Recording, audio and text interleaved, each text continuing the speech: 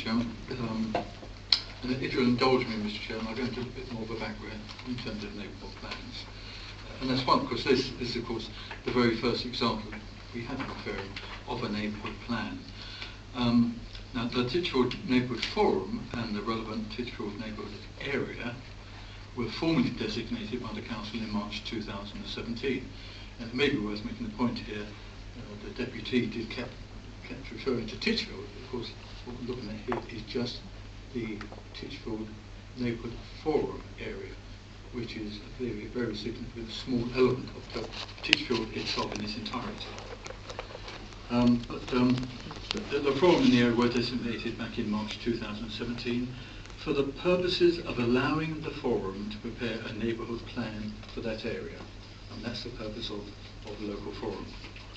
We, Fairham Borough Council, welcome this community initiative, and we still do. We continue to do so. It may well serve as a very good base example for other areas in the borough that may have similar desires. And fortunately, we do have some officers with some experience in the preparing of neighbourhood plans, and we have been able to give very considerable support to the local community group up to the designation stage, and since then as they prepared their community plan. In fact, I think we've had probably something like 10 to 15 formal meetings and probably in excess of 100 exchanges of written documents from us to the members of the forum. Now, the 2011 Localism Act introduced the concept and a mechanism for local communities to engage in the planning process, but it's within the NPPF documents, the National Planning Policy Framework documents, that we see some indication of the intention of the use of neighbourhood plans. And this is particularly important is that given once a neighbourhood plan is adopted, it becomes part of the statutory borough development plan. I can actually just slightly correct the Deputy just now. It doesn't take precedence over the borough plan, it becomes supportive of the borough plan. In fact, the neighbourhood plan must be supportive of the local plan. It can add development, but it cannot take away. So the NPPF is a key element here. It becomes part of our statutory plan if it's adopted. And the NPPF is actually quite specific.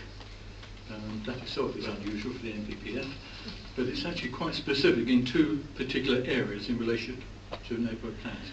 First of all, the neighbourhood plan needs to have regard to national planning policies and national planning policy guidance, and it needs to be in conformity with them and with the local borough plan.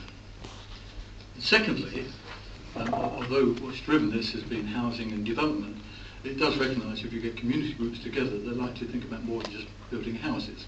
So the NPPF does recognise that neighbourhood forum will likely have wider interests than just planning and may wish to identify local forum aspirations and desires. But it does suggest, and suggests quite strongly, that these should be identified separate from the national and local plan aspects by way of either a separate annex or preferably as a separate report.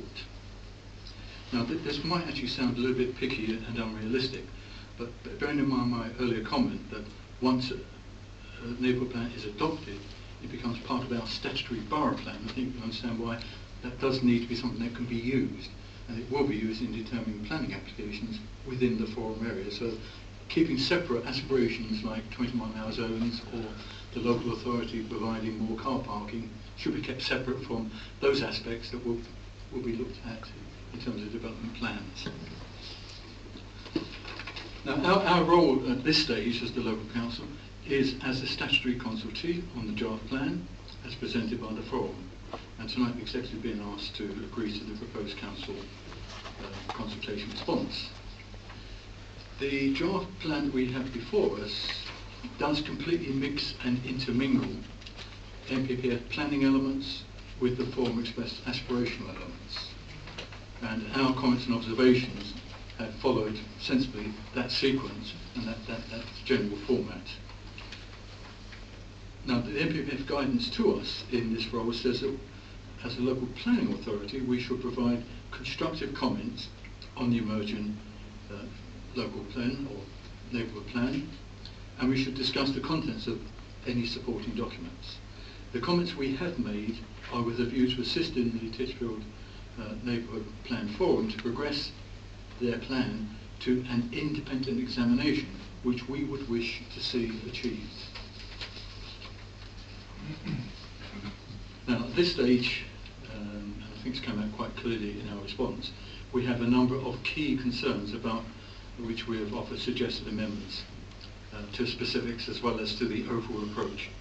These areas where we consider the draft fall short would include non-separation of the NPPF planning aspects from the local aspirational aspects, that it doesn't have proper regard to NPPF national policies and advice, particularly reference to the National Planning Policy Guidance. The draft plan is not in accordance with the adopted local plan and does not underpin the strategic policies in the existing local development plan. It doesn't provide sufficient clarity to help determine future planning applications within that forum area, and has insufficient flexibility to ensure that positive support is seen to be given for the local development plan as it currently exists. And there is insufficient justification and evidence to support some of the statement policy objectives. Some, in fact, policy statements may well have a negative impact on development viability and therefore themselves on the delivery of housing.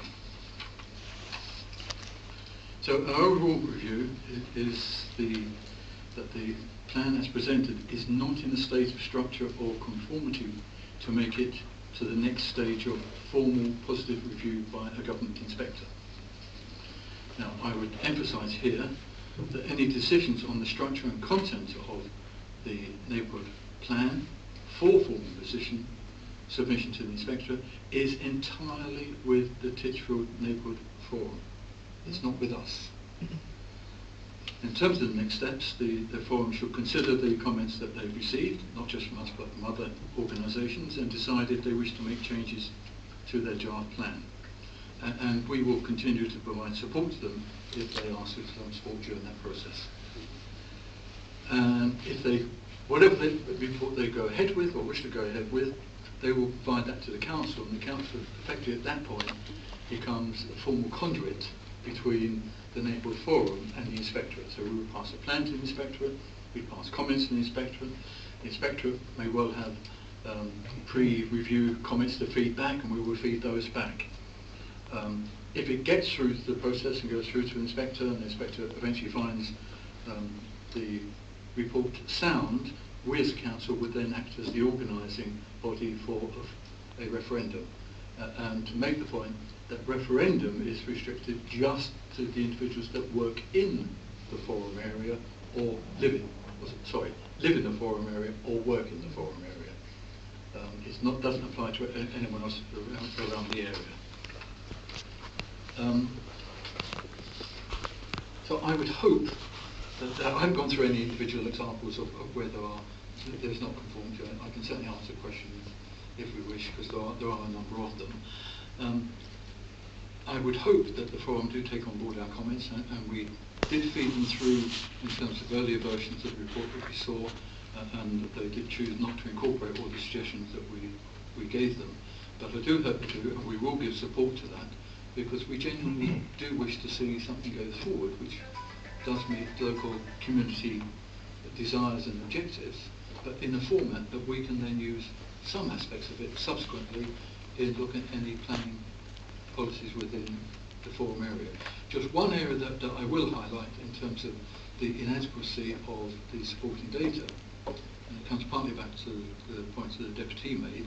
I don't know where the figure of 262 came from, because in terms of our draft plan and the future plan, we don't actually have projections for local wards or parts of wards. What we have is a distribution of development plans over the area. However, the forum did engage an external body to give them an indication of housing needs within the forum area. I don't know what the brief was that they gave that body, but they did come back with a figure of 150 houses. One of the inadequacies in the report is the suggestion that would be met through windfall. windfall within the forum area. Just to let you know, in terms of the evidence to support that, not one single property has been built within the Titchfield forum area by way of windfall in the last 5 years, and probably not many more in the last 10 years. So there is absolutely no evidence to support any development will come through windfall. That by itself would just be the dramatic reasons for this not being a sound document. Okay, thank you very much, Councillor Evans. Just out of interest, if this did get before an inspector, does it have to go along with the local plan, or would it be examined in isolation? I believe it's examined in isolation, except that it is required to be in conformity with the local plan, so the inspector, I guess, will be referring to our existing adopted plan. And well, you've made the point, of course, we are in the middle of a new draft plan coming through. At this point in time, were this to be submitted before the end of January, I think it would be reviewed against the old plan. If it got submitted to the inspectorate after January, the new MPPF would come into account. And there are some additional factors that would need to be incorporated, but they're not dramatic. Okay, thank you very much. Well, obviously, neighbourhood planning is something we've supported, as Councillor Evans said, very strongly. And in fact, I do recall when the forum first came before us, and the question I asked or the point I made was, that's very welcome, and where are these additional housing sites that you're going to be putting forward? Because of course the whole raison d'etre of neighbourhood planning to central government is to find more sites for housing, not less, nothing else. It's all about housing. And so it is obviously regrettable that if all of this time and effort and discussion has been gone through, and there aren't actually any more sites for housing being found. So that's a shame. But anyway, what do other members think? Councillor Cartwright. Yes, thank you, Chairman. I think Councillor Evans probably covered just about everything that I would want to cover. I think the papers we've got in front of us tonight are very conclusive. I think for me personally, it's disappointing that when you actually look at the various comments that our officers have put against it, that with the amount of help they've had from our officers on this, it seems slightly disappointing that it's slightly mismatched, to say the least, actually. And I think it is important that we move forward with this. I suppose to a certain extent I have a view on it because Warsash are trying to do exactly the same thing. So this will be the sort of the forerunner for that. So I think my view is that I find it disappointing that we've got all these comments, especially after the amount of work that our officers have put in with them. And I guess it leads us to the situation on the conclusion on the paper that we pass the bits back to them, and hopefully they will listen to that. Thank you. Anyone else? Councillor Isabel. Yes, I echo Councillor Cartwright's comments. Obviously thank the officers for what must have been a considerable amount of time supporting Titchfield Neighbourhood Forum, the amount of hours that they've obviously spent giving advice, and also the exchanges of correspondence, which when you amounted up to 100 must be many hours. It is disappointing that the plan isn't coming up to scratch, having had so much advice by an officer who has got experience with neighbourhood forums. I suppose my only question is, in its present form, would an inspector take it seriously, or would he throw it out and say, you need to come back and do a considerable amount of work? Because there are so many comments, and I've read the whole plan and the comments. I sort of gauge that would be what an inspector might do. And as we've got Warsash setting up the same neighbourhood plan, they're going to have to learn from the experience of Titchfield going forward. So it is a learning curve for both areas. But really just wanted to have your thoughts, Councillor Evans, on that point. Let me, if I may, Mr. Chairman, come back on that right now. And let me support what members have said.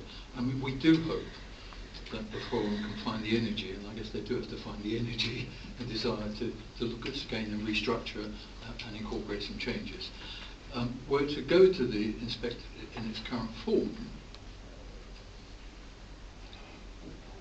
and the inspectorate is not identical to the one that looks at borough plans, but it's fundamentally along the same lines. I think our view is in its current form, there will be so many queries and questions coming back from the inspector that it would require to be changed before we prepared to go through any sort of public review, that it would not get to the stage of a public review. But he would issue a report indicating what the requirements were. Our belief is those requirements would fundamentally require what we're suggesting is that a restructuring, a rewrite of the report and a resubmission, with some elements taken out, with validated data, supporting data being incorporated. Okay. If there's no other comment to make, then the recommendation is that we agree the Council's response to the pre-submission Regulation 14 Titchfield Neighbourhood Plan. Is that agreed? Okay, thank you very much.